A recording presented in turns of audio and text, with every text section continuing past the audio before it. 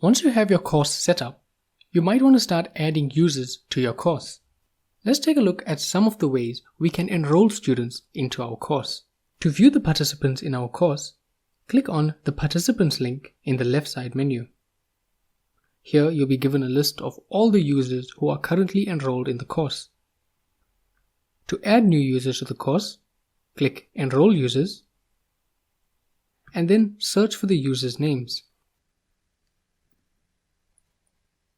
Once you've found the user, click on their name to add them. We can also enroll an entire cohort into the course by clicking on this drop-down and clicking on the cohort. But we won't select this option for now. Under the Enrollment Options section, we can also select the role that should be assigned to the newly enrolled users. For now, we'll leave them at Student and click Enroll Selected Users and Cohorts. And that's it. Our user has been enrolled into our course. And once this user logs in, they'll be able to see the course on their dashboard. Another method for enrolling users into a course is Cohorts Inc. Earlier, we created a cohort. Now, we can assign that cohort to this course. To do this, head back to the course by clicking on its name, then click on the gear icon, then click More.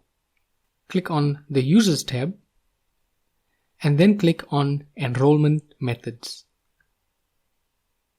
Under Enrollment Methods, we can set how we would like students to enroll for our course. For now, we just have one enrollment method, manual enrollments. That means that only a teacher or a manager can assign users to a course. We also have guest access, which is disabled as indicated by the I, and we also have self-enrollment, which will allow students to enroll themselves into this course. We can enable any of these options by clicking on the I icon. We can also view more settings for these options by clicking on the gear icon. To add a new enrollment method, click on this drop-down menu, and let's click on Cohorts Inc. Here we can give the enrollment method a name. By default, it'll just be called Cohorts Inc. Then we can select the cohort that we would want to be enrolled.